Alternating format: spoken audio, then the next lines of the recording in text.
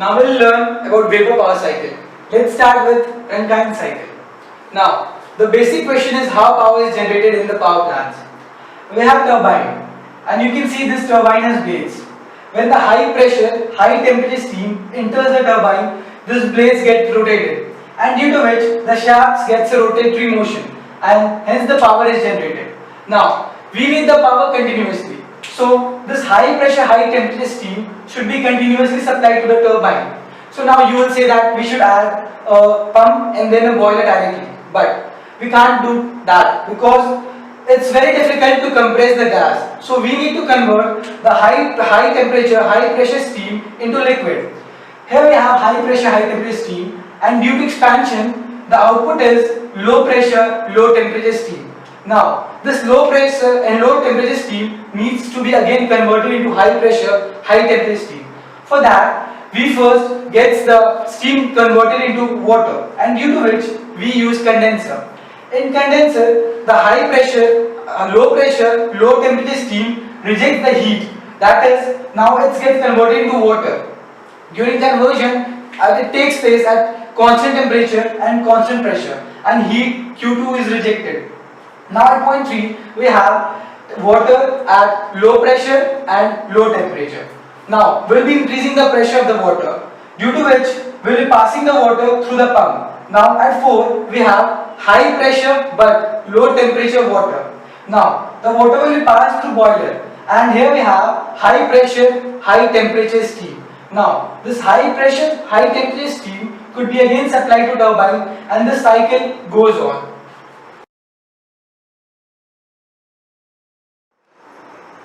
Now we are understanding this diagram through TS diagram. Let us take ordinate as T and x-axis, that is abscissa, as S. I have already told in the previous lecture that TS diagram is somewhat like this. Now we will be mentioning all the points. Point 1, that is inlet to turbine, is high temperature, high pressure steam. So let us assume point 1 at here. Point 2, that is low pressure, low temperature steam after expansion. So point 2, let us take it on saturated vapor line. From 1 to 2 we have isentropic expansion. That is, there is no change in entropy. So 1 to 2 line is a straight line. There is no change in entropy during expansion.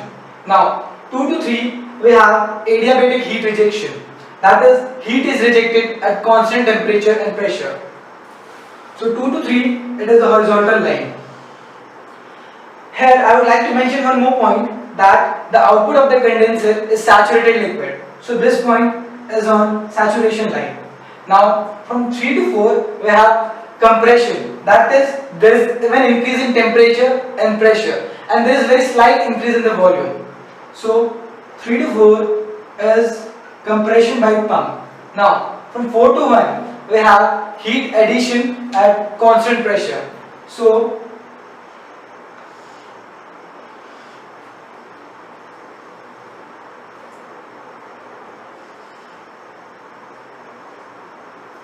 this is horizontal line. You can see this is isobaric line. That is, 4 to 1 is constant pressure line. Now here point 1 could be taken on saturated vapor line, or even it could be taken in the liquid vapor mixture. Here point 1 is in superheated condition. So there is increase in the dryness fraction. When we take here as point 1, we will be obtaining a curve like this. That is, point 2 will be here. And if we are taking point 1 in liquid and vapor mixture, that is, let us take it as here 1. So we will be getting point 2 here. These all are the 3 cases of the temperature of heat addition. Now we will be understanding this diagram through PV diagram.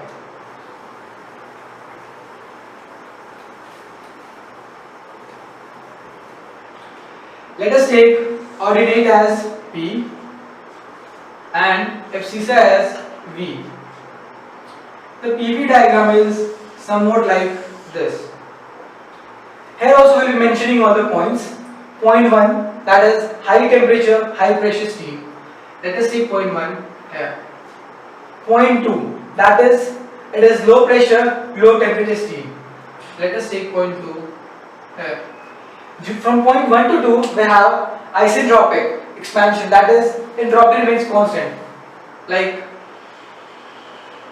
in PV diagram we will be obtaining expansion like this, there is slight tilt. So this is isentropic expansion.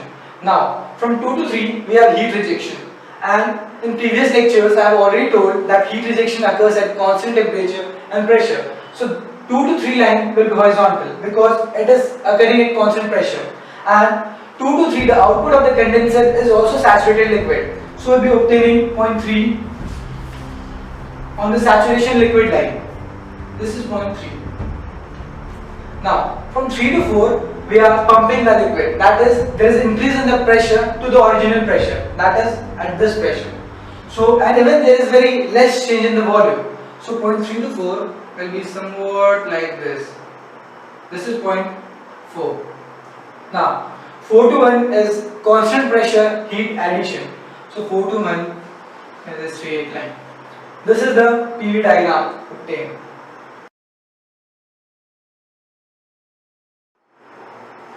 Now we'll be comparing Carnot cycle with the Rankine cycle through TS diagram.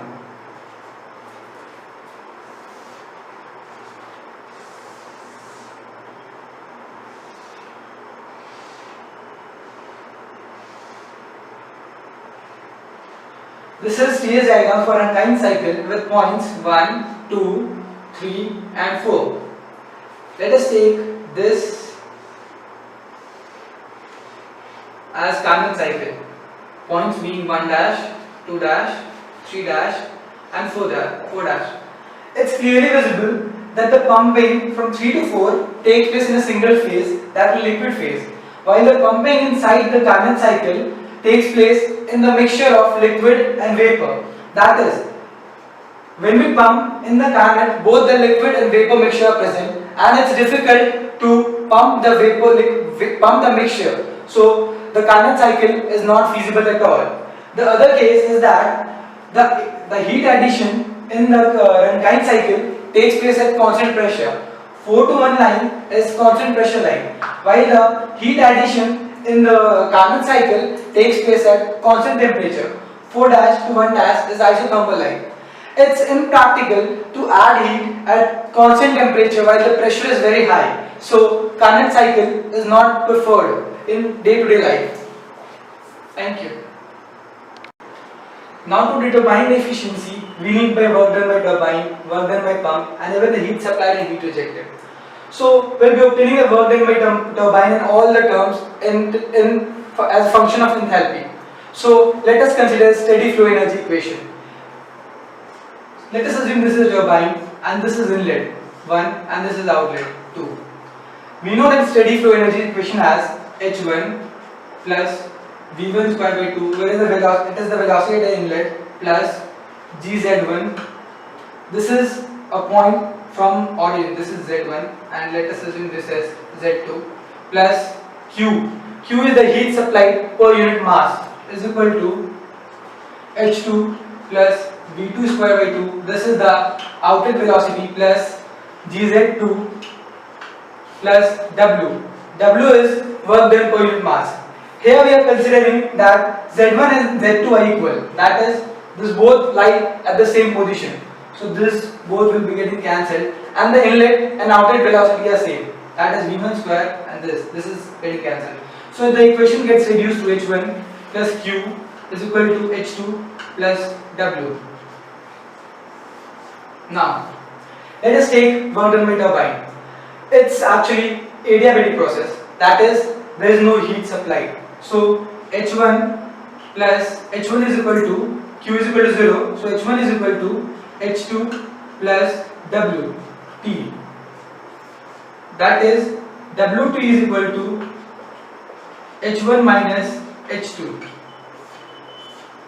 Now in condenser, heat is rejected, and heat rejected is taken as negative. So this equation reduced to H1 minus Q, because there is heat rejection, is equal to H2. There is no work there. So Q, let us take it as R, QR, heat rejected. QR is equal to H1 minus H2. Here we have H2 and H3, so it will be H2 minus QR is equal to H3, that is QR is equal to H2 minus H3. This is the heat rejected. Now work done by pump. Work done by pump is negative since work is done on the pump.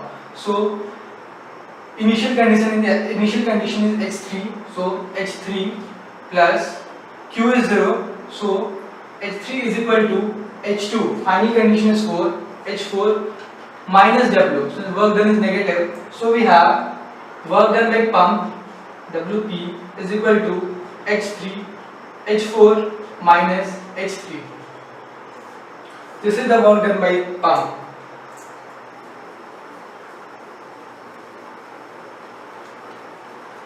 Now heat supplied to the boiler Q supplied is equal to initial condition is 4 and final condition is 1. So H4 plus Q supplied is equal to H1. Work is, there is no work, so QS is equal to H1 minus H4. And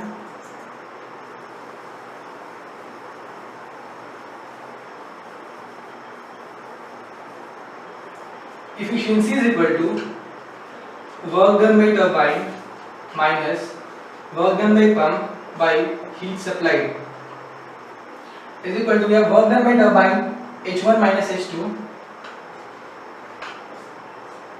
and work done by pump as H4 minus H3, and heat supplied is H1 minus H4. This is the work. This is the total efficiency of Rankine cycle. Now, in Rankine cycle, the work done by pump is actually negligible since it's incompressible liquid. So we can reject this term H4 minus H3 since the work done by pump is negligible. So efficiency reduces to H1 minus H2 by H1 minus H4.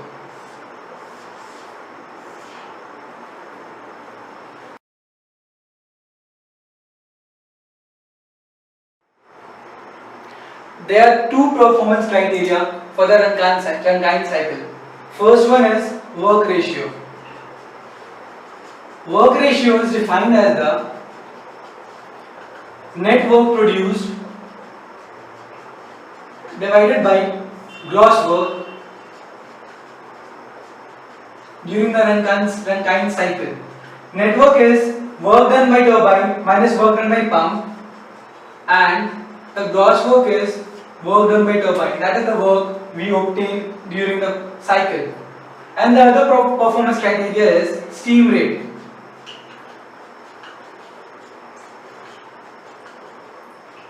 Steam rate is the amount of steam, that is kg per second, we require to obtain 1 kilowatt of work. Steam rate is defined as 1 by net work, that is work done by turbine minus work done by pump. Its unit is kg per second kilowatt. This is the steam rate. Now we will be learning how to increase the efficiency of Rankine cycle.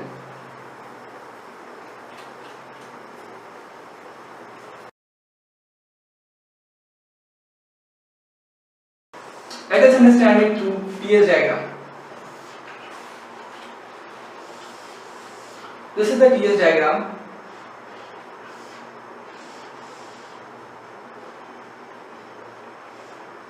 Now, it is the heat supplied, and this is the heat rejected, and the area within this curve is the net work produced during the cycle. For the efficiency to be increased, this could be shifted upward or this should be shifted downward to increase the net work produced during the cycle, because efficiency is equal to work net by heat supplied. So we have to maximize this area. Now, first condition, let's try with increasing the pressure.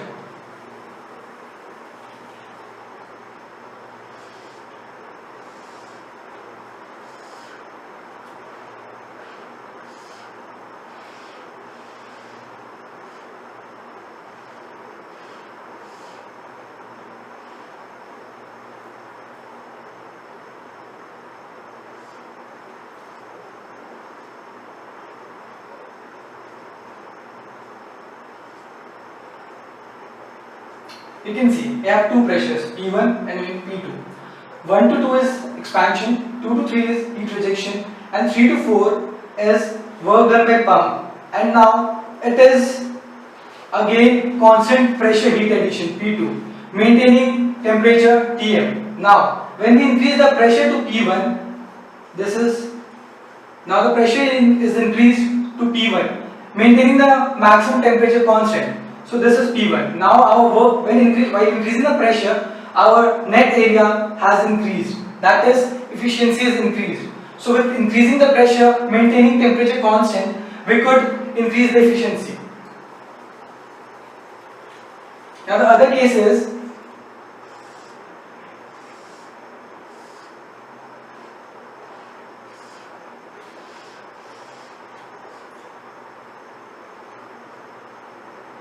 as I have already told, this is isobaric line, that is pressure on this remains constant.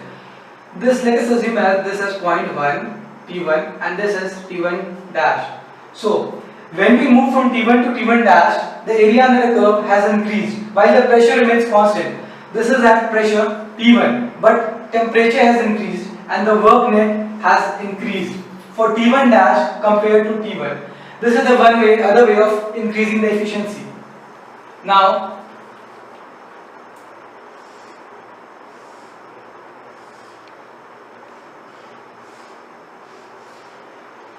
total this area could also be increased if this curve is shifted here. That is this. So now the efficiency is increased since net work is increasing.